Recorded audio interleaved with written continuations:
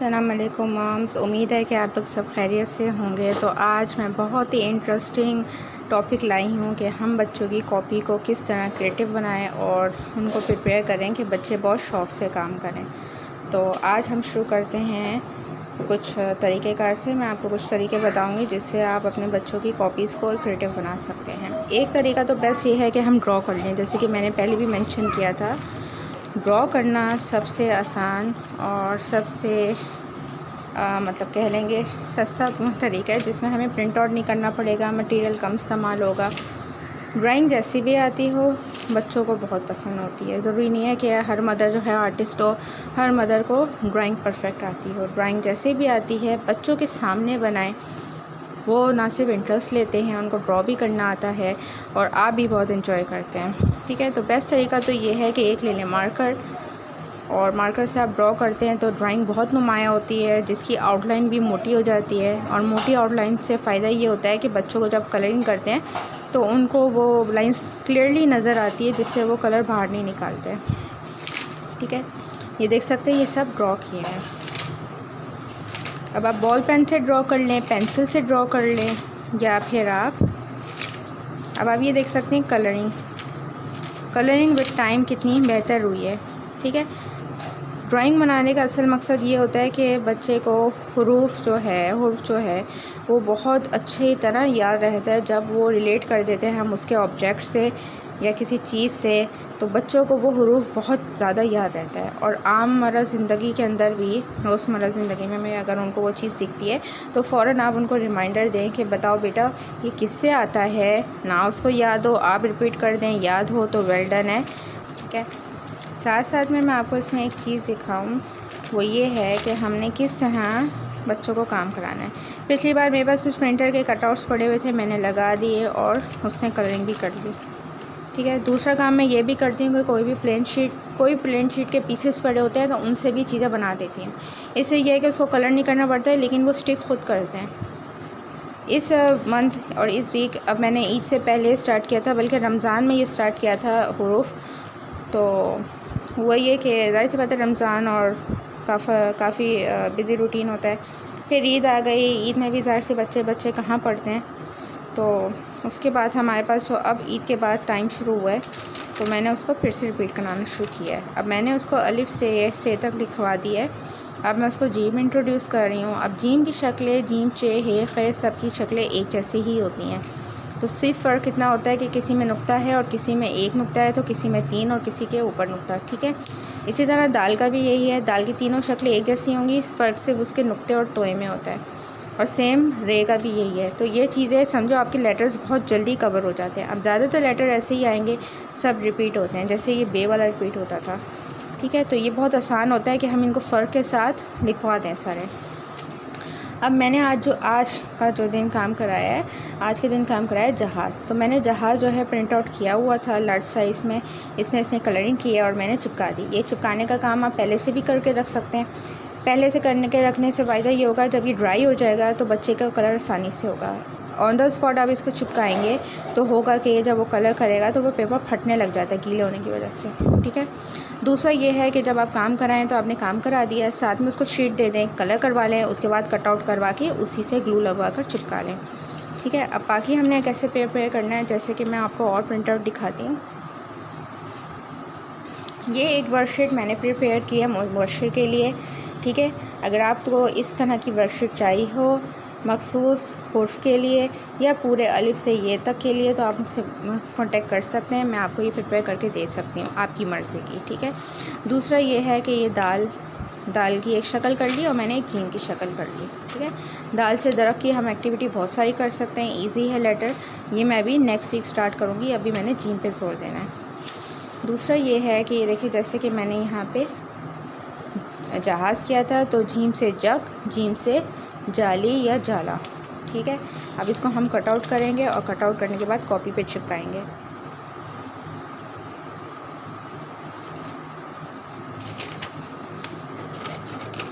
ये चीज़ हम ड्रॉ भी कर सकते हैं, जिसकी मैं आपको एक वीडियो अभी ये भी दिखा दूँगी कि किस तरह हम यही चीज़ खुद हाथ से ड्रॉ कर सकते हैं।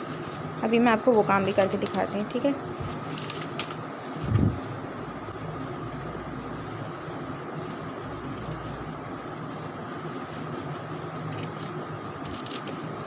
ये काम आप उस वक्त करके रखें जब आप फ्री हैं, तो समझे 3 से 4 नंबर्स, लेटर, जो भी आपने सब्जेक्ट है, जो भी आपका लेसन है ना, आप बच्चे की कॉपी प्रिपेयर करके पहले से रख सकते हैं। कॉपी प्रिपेयर करने से पहले से ये फ़ायदा होता है कि बच्चे को जब आप पढ़ाने बिठाएं तो फिर आप कोई और काम ना करेंगे। जैसे कि स्कूल में भी देखा है कि टीचर्स वगैरह जो हैं, कुछ टीचर्स, मैं सबको नहीं कह रही, कुछ टीचर्स जब बच्चे पढ़ रहे होते हैं तो वो चेक कर रही होती हैं। तो यूजली जो इंतज़ामिया होती है, मैडम होती हैं, वो मना करती हैं कि क्लास के दौरान या लेसन जो भी चल रहा है उसके दौरान आपने अपना कोई काम नहीं करना। तो यही तरीका होम स्कूलिंग में भी होता है कि जब आप बच्चों को पढ़ा रहे हैं तब आप कोई और काम ना करें, चाहे वो घर का कोई भी काम हो या कॉपी प्रिपेयर करना हो, उस वक्त नहीं करें। At the moment, at the spot जो एक्टिविटी चल रही है वो बच्चे के साथ आपने करवानी है और करनी है। ठीक है, ये है जीम से जग। अब मैं चाहूँ तो उसको सिंगल पेज भी बना सकती हूँ, चाहूँ तो उसको ऊपर रख के नीचे का पेज कर दें। अच्छा, अब ये सोच रहे होंगे कि मैंने फुल पेज जिम क्यों नहीं कराया। जब बच्चे को ऊपर से नीचे एक टास्क दे दिया जाए कि बेटा ये आपने लिखना है, यकीन करें बच्चा देखते ही भाग जाएगा। बच्चा की कोशिश होती है मुझे कम से कम लिखना पड़े, क्योंकि हर बच्चे को शौक़ होता है कि वो एक्टिविटी ही करे, लिखना किसी को पसंद नहीं होता। ये जिस तरह की जो एक्टिविटी होती है, चाहे वो चिपकाने की एक्टिविटी हो, कलरिंग की एक्टिविटी हो, कटआउट्स लगाने की हो, कोई भी एक्टिविटी हो, इससे बच्चा उस जगह पे बैठा रहता है, एंगेज रहता है, जाता नहीं है, और एक क्रिएटिव माहौल बन जाता है, जिससे बच्चे का जो अटेंशन स्पैन है या पढ़ाने का आपका टाइम होता है कि आप घंटा भर पढ़ाएंगे, आधा घंटा या 2 घंटा, तो वो उससे एंगेज रहता है, जाता नहीं है। तो कभी भी कोई काम कराएं तो साथ में आपने छोटी एक्टिविटी देनी है, चाहे वो कलरिंग की है, कटिंग की है, पेस्टिंग की है। ठीक है, तो ये देख लें। आप चाहें तो आप इस जैसे कोई लेटर इंट्रोड्यूस कर रही हैं, आपने पहले एक बड़ी चीज़ लगाई, उसके बाद नीचे लेटर लिखते हैं। आप कह सकते हैं कि इसको बेटा ट्रेस कर लो, ट्रेस नहीं है तो उस जैसे 3 लिख कर दिखाओ। बेशक वो 3 लिखे, 1 लिखे, उसको स्टेप याद होना चाहिए। ठीक है, ये ले लिया। ग्लू जो है मैं जर्मन ग्लू ही इस्तेमाल करती हूँ, स्टिक वगैरह नहीं करती हूँ। स्टिक वगैरह ख़त्म भी बहुत जल्दी होती हैं, और मैंने आपको पहले बताया था कि ये जर्मन ग्लू जो है इंतहाई इकनॉमिकल है। आप लोग आराम से ले सकते हैं, पूरा बैग लेकर आ जाएं जर्मन ग्लू का, और आप अपनी बोतल में फ़िल करें और इस्तेमाल करें। बच्चों की रोज़ कोई ना कोई चीज़ इस्तेमाल या ज़रूरतें बढ़ती ही जाती हैं। आप जितना भी ले आएँ कम ही पड़ता है, मज़ीद आपको लेना ही पड़ता है। तो अपना मटेरियल, स्टेशनरी वैसे ऑलरेडी बहुत एक्सपेंसिव हो चुकी है, चाहे वो कलर्स हों, कॉपीज़ हो, नोटबुक्स हो। तो चीज़ वो इस्तेमाल करें जो कि आप अगर ज़्यादा भी इस्तेमाल करें तो महंगा ना पड़े आपको। ठीक है, अगर इस तरह के आपको प्रिंट आउट्स भी चाहिए, आपके पास प्रिंटर्स नहीं हैं, प्रिंटर आउट भी चाहिए, तो आप ये मुझसे परचेज़ कर सकते हैं। मैं आपको बहुत सारे इस तरह की चीज़ें प्रिंट आउट के दे सकती हूँ लेटर्स की। दूसरा ये है कि अगर आपके पास प्रिंटर है और आपके पास ये इलस्ट्रेशंस नहीं है, तो भी आप मुझसे PDF परचेज़ कर सकते हैं। वो ज़ाहिर सी बात है हाफ़ प्राइस की होगी, आप वो चीज़ ले लें मुझसे, उसके बाद फिर आराम से। अच्छा, साथ में मैं ये काट के रख देती हूँ, जिसका हमने कुछ नहीं करना, बाद में हम इसको इस्तेमाल करेंगे, अभी नहीं। जब हम उसको ये समझाएंगे उसके बाद करेंगे। मैं वैसे काट रही हूँ जब तक वो सूख रहा है।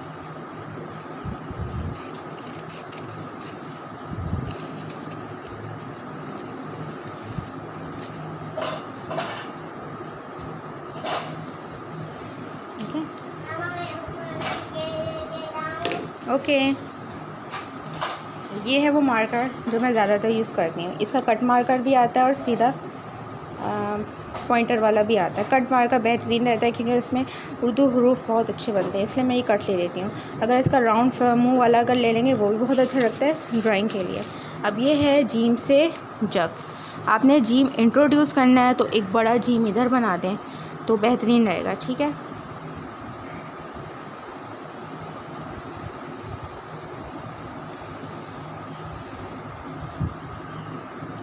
ठीक है। अब मैं क्या करूँगी, बच्चे को चाहूँ तो ट्रेस करा लूँ, नहीं है तो आप इससे कहें बेटा इसमें आपने नुक्ते डालने हैं, तो जी में कितने नुक्ते आते हैं वो नुक्ते डालेगा, उसको क्लियरली नज़र आ रहा है नुक्ते कितने हैं। ठीक है,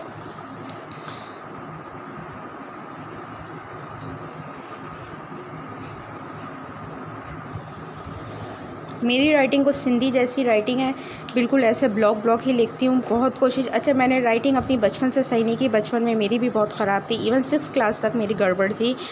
मुझे एक टिप मेरे अब्बू ने दी थी कि अगर आपने उर्दू की राइटिंग सही करनी है तो आपकी जो 4 लाइन की इंग्लिश की कॉपी होती है उसमें आप अपनी उर्दू लिखें। तो जब मेरी जून जुलाई की छुट्टियां आई तो मैंने पहला काम क्या किया कि 4 लाइनों की जो कॉपी थी, 6 क्लास की बात बता रही हूँ, तो उसमें मैंने 4 लाइनों में लिखना सीखा खुद से। उर्दू की बुक निकाल ली और उसके ऊपर 4 लाइन 3 लाइन की जो लिखा हुआ होता है उस पर लाइन सी हल्की फुल्की, और उसके बाद उसको देखते हुए 4 लाइनों पे लिखना शुरू किया। पहले सिर्फ अल्फ़ाबेट्स लिखे और फिर पूरे सेंटेंस लिखे। इस तरह मुझे समझ आ गया कि कौन सी चीज़ किस तरह लिखनी है। इससे मेरी राइटिंग ना सिर्फ बहुत अच्छी हो गई बल्कि मुझे हमेशा जो है राइटिंग की वजह से एक्स्ट्रा मार्क्स ही मिले हैं। अभी भी मैं नहीं कहती मैं परफेक्ट हूँ या मेरी राइटिंग बहुत परफेक्ट है, लेकिन इतनी है कि कभी मेरे मार्क्स राइटिंग में कटे नहीं हैं, कभी अक्सर जो है बल्कि मिले ही हैं एक्स्ट्रा मार्क्स, वो भी सिर्फ सफाई पर। ठीक है, तो ये हो गया अजीम से जग। ठीक है, इस तरह के आप कॉपी के पेपर कर लें। दूसरी मैं एक और टिप दूँ आपको, ये है आपकी इंग्लिश की कॉपी। ये अभी मैंने परचेज़ की है कॉपी क्योंकि पहली वाली ख़त्म हो रही थी। ठीक है, इसी के अंदर मैं मैथ्स भी कराऊंगी और लेटर्स भी कराऊंगी। लेटर्स मैं 4 लाइनों में नहीं कराती, लेटर्स को फ्री हैंड राइटिंग देती हूँ। जब तक वो छोटा है, नर्सरी का है, फ्री हैंड वो स्टेप सीख ले, और फिर मैं स्टेप जब वो सीख लेगा तब मैं उसको रेड लाइन, ब्लू लाइन और 4 लाइन्स का कॉन्सेप्ट दूँगी, अभी नहीं दे रही। ठीक है, तो फ्री हैंड राइटिंग में बहुत मज़े से स्टेप्स याद कर रहा है, जिसमें उसको ये रिस्ट्रिक्शन नहीं है कि बेटा ये लाइन है। अब आज मैंने इसको ये करवाया है। ठीक है, ये वो स्टेप याद कर चुका है। आज मैंने इसको ये समझाया, इन्होंने कलरिंग भी किया, आप देख रहे हैं। अच्छा, फ्रंट पेज में मैंने ये लगा दिए लेटर्स। बेशक हर बच्चे को ABC का गाना बहुत अच्छा आता है, लेकिन इस तरह का अगर आप फ्रंट पेज लगा दें तो उससे ये होगा कि हर दफ़ा जब वो पढ़ने लगेगा तो पहले हम ये चीज़ रिपीट करेंगे। सारा रिपीट नहीं करना, जितना आपका लेटर चल रहा है वहाँ तक रिपीट करना है, और हमेशा उसे एक अबाद का इंट्रोड्यूस करना है हर दफ़ा। इस तरह वो उनको याद हो जाता है। अभी मैंने कैपिटल लेटर स्टार्ट नहीं किए हैं, स्मॉल लेटर ही किए हैं, तो कैपिटल लेटर वो देख कर ही उसको याद हो जाएगा कि ये इसके साथ के हैं। बेशक आप ना इनको बताएं, इनके साउंड से बताएं, ये वैसे उनको याद हो जाता है। एक ये काम हो गया। दूसरा आपको मैं मैथ्स की अपडेट दूं। मैथ्स की अपडेट आप देख सकते हैं, आज मैं इसको 15 तक लेकर गई हूँ। ये मैंने पकड़ के लिखवाया है सिर्फ उसको इंट्रोड्यूस करने के लिए। दूसरा, जिस चीज़ पे मैं स्टार देती हूँ वो उसका मतलब है उसने इंडिपेंडेंटली ख़ुद लिखा है, और जिस पे स्टार्स नहीं हैं वो मैंने उसकी हेल्प की है करने में। और साथ में ये एक्टिविटी है। काम के साथ हमेशा मैं एक एक्टिविटी ज़रूर देती हूँ, इससे बच्चा एंगेज रहता, बोर नहीं होता। कभी कभी मैं एक्टिविटी पहले करा देती हूँ और कभी कभी मैं काम पहले। तो अब ये देख सकते हैं, इसमें कोई स्टिक एंड पेस्ट की ज़रूरत नहीं है, कोई एक्स्ट्राऑर्डिनरी ड्राइंग्स बनाने की नहीं। एक सर्कल, एक ट्रायंगल और स्क्वायर, ये बहुत ही कुछ इजी चीज़ें हैं जो आप बना सकते हैं बच्चों को करवाने के लिए। ठीक है, एक ये मैं बहुत ज़्यादा बनाती हूँ, दूसरा ये है, ये देख सकते हैं।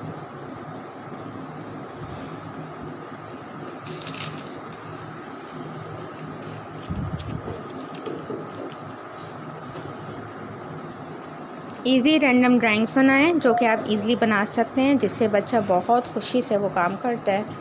ठीक है, पहले डॉट पे लिख रहा था, लेकिन इसने ट्रेसिंग को इतना टाइम नहीं दिया जितना ये फ्री हैंड करना पसंद करता है, तो इसलिए मैं इसको फ्री हैंड ही करवाती हूँ, ट्रेसिंग का काम कम ही देती हूँ। शुरू में आपको हाथ पकड़ना पड़ता है, लेकिन हाथ पकड़ने का मकसद ये होता है कि आपने सिर्फ इसको, जब ये गलत रास्ते मुड़ रहा हो, आपने उसको थोड़ा रोकना है और थोड़ा सा पुश करना है कि बेटा इस साइड पे, वो खुद ही चलाएगा। तो आज के लिए इतना काफ़ी है। नेक्स्ट टाइम मैं एक नई काम चीज़ लेकर आऊँगी कि किस तरह हम कर सकते हैं। अच्छा, आने वाले वक्त में मैं आप लोगों को एक अच्छी गुड न्यूज़ दे दूँ कि जून जुलाई आने वाली है। इस मंथ के बाद ज़ाहिर सी बात है सब बच्चों की छुट्टी हो जाएगी स्कूल वगैरह में, तो मैं 30 डेज़ की वीडियोस बनाने वाली हूँ।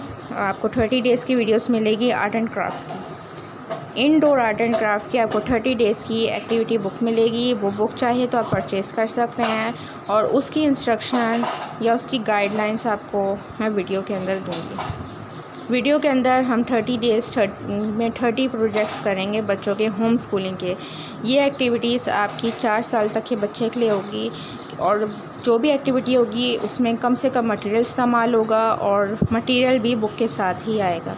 बाकी ग्लू कलर्स वगैरह आपको ख़ुद परचेज़ करने पड़ेंगे। अगर आप बुक परचेज़ करते हैं तो साथ में जो भी प्रोजेक्ट होगा उसके साथ उसकी शीट, कलर शीट जो भी होगी वो आपको साथ दी जाएगी। कोई भी सवाल है और अगर आप चाहते हैं कि कुछ भी पूछना तो आप आराम से मेरे कमेंट्स में पूछ सकते हैं। मुझे इंस्टाग्राम पे भी ज्वाइन कर सकते हैं और चाहिए तो आप मुझे ईमेल भी कर सकते हैं अगर आपके पास कोई भी लंबा क्वेश्चन है। मैं फ़ेसबुक पे भी मौजूद हूँ, वहाँ पे भी आप मुझे आराम से ज्वाइन कर सकते हैं। नेक्स्ट वीडियो तक के लिए अल्लाह हाफ़िज़।